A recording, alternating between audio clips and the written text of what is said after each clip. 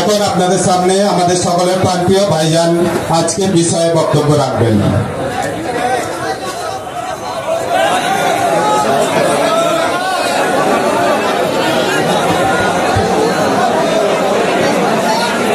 আসসালামু আলাইকুম ওয়া রাহমাতুল্লাহ। এই বর্ষা পানির মধ্যে দিয়েও আজ যে আপনারা নিজেদের অধিকারের কথা এবং দেশের সংবিধানকে বাঁচাবার জন্য আপনারা এসেছেন, সর্বপ্রথম আপনাদেরকে আমি আন্তরিক ভালোবাসা, মুবারকবাদ, শুভেচ্ছা জানাচ্ছি। পাশাপাশি আমার পূর্বে যিনারা বক্তব্য দিয়েছেন প্রত্যেকে নিজ নিজ দায়িত্বে বক্তব্য দিয়েছেন। সবাই দায়িত্বশীল ব্যক্তি, সবাই দায়িত্ব নিয়েই বক্তব্য দিয়েছেন।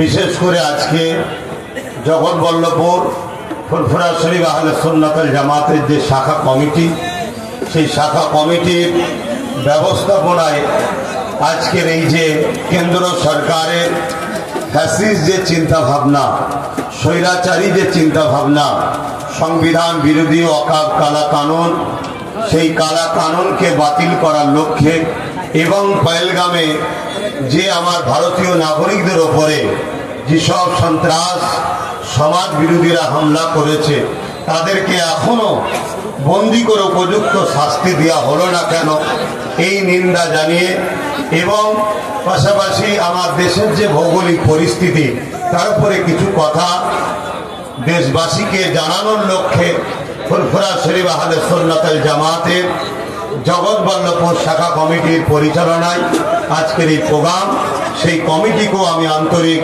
মোবারকবাদ, ভালোবাসা, শুভেচ্ছা জানাই। আজকে চারিদিকে পানিতে ডুবে যাচ্ছে অনেক জায়গা, কাদা পানির মধ্যে দিয়েও এই যে আপনাদের এনার্জি, এই যে আপনাদের চেট, এইভাবেই কিন্তু আন্দোলন করতে হবে। আমরা দেখেছি কেন্দ্র সরকার কৃষক কালা কানুন তৈরি করেছিল। সেই কৃষক কালা কানুনের বিরুদ্ধে পাঞ্জাবের শিখ সম্প্রদায় ভাইরা মাত্র 3% তেনারা যে আন্দোলন করেছিলেন, সে আন্দোলন ঝড় তুফান পানি বৃষ্টি সবকে অপেক্ষা করে তারা যে আন্দোলন করেছিলেন, সেই আন্দোলন কিন্তু তাদেরকে ফলও দিয়েছে। কেন্দ্র সরকার তাদের কালা কানুন বাতিল করতে বাধ্য হয়েছে। আমাদেরকে ওই আন্দোলন এইভাবেই চালিয়ে যেতে হবে। তো আলোচনা করার পূর্বে এমন একটা দরবারের কাছে এসেছি যে দরবার নিয়েও আমাকে একটা কথা বলতে লাগে।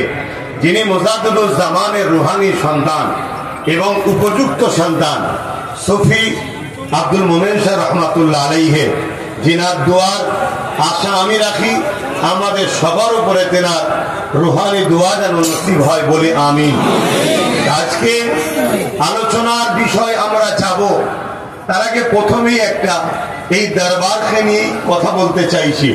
এই দরবারে এখানে একটা মাদ্রাসা আছে, যেটা সুফি আব্দুল মোমেন সাহেব হুজুরের স্মৃতিতে হাই মাদ্রাসা রয়েছে। আপনারা নিশ্চয়ই জানেন, তাই তো নাকি? হাই মাদ্রাসা রয়েছে। এর পাশাপাশি আপনারা জানেন আমাদের রাজ্যে দীর্ঘ 10-12 বছর ধরে রাজ্য সরকার মাদ্রাসায় শিক্ষক নিয়োগ বন্ধ করে দিয়েছে।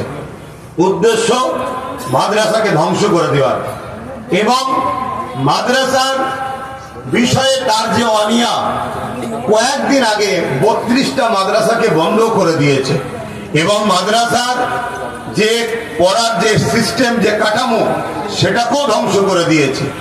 আপনারা এই দরবারে যখন এসেছেন আপনারা নিশ্চয়ই জানেন এই দরবারের হাই মাদ্রাসা, যে মাদ্রাসাও আজকে ধ্বংসের মুখে। রাজ্য সরকার আজকে পুরো পশ্চিম বাংলাতে মাদ্রাসাকে ধ্বংসের মুখে ঠেলে দিচ্ছে। শুধু সে একা করেনি, আমরা পুরো দেশে দেখছি যেখানে কেন্দ্র সরকার রয়েছে সে কেন্দ্র সরকারও কিন্তু মাদ্রাসাকে বুলডোজার দিয়ে ভাঙছে, মাদ্রাসাকে ধ্বংসের দিকে ঠেলে দিচ্ছে। ঠিক সমানভাবে তাল দিয়ে রাজ্য সরকার প্ল্যান মাফিক মাদ্রাসায় 10-12 বছর ধরে শিক্ষক নিয়োগ বন্ধ করে দিয়ে, মাদ্রাসার শিক্ষা কমিয়ে দিয়ে মাদ্রাসাগুলোকে ধ্বংস করে দিচ্ছে। আপনারা নিশ্চয়ই খবর পেয়েছেন, রাজ্য সরকার বলেছে রাস্তার কুকুরকে মিড ডে মিল দেওয়া হবে, কিন্তু মাদ্রাসার ছাত্রদেরকে মিড ডে মিল দেওয়া হবে না।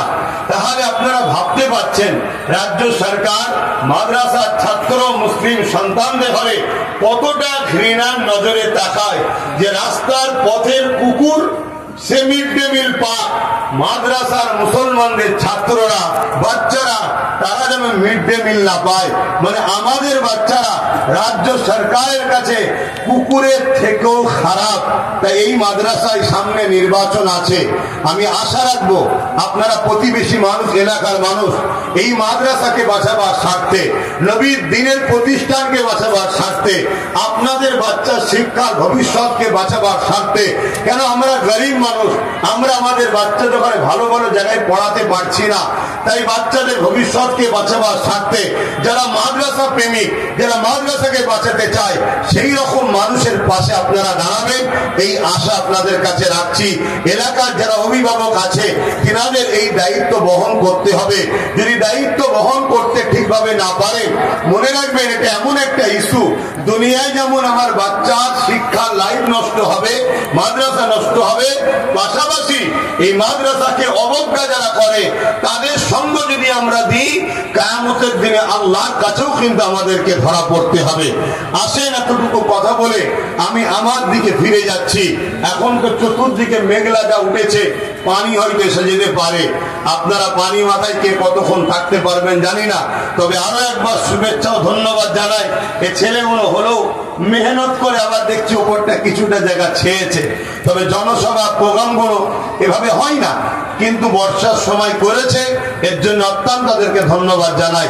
আজকের প্রথম বিষয়, আমরা সবাই এখানে এসেছি আমাদের দেশের সংবিধানকে বাঁচাতে, তাই তো নাকি? জোরে বলুন। সংবিধানকে আমাদের বাঁচাতে হবে যে কোনো হালে।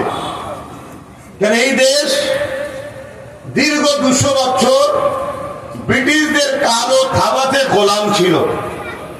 এই দেশ